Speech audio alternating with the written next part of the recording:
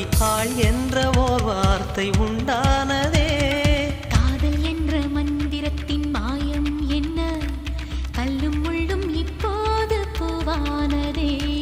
வானவில்லின் துண்டொன்று மண்ணில் வந்து யாருக்கும் சொல்லாமல் பெண்ணானதே. தென்மேற்கு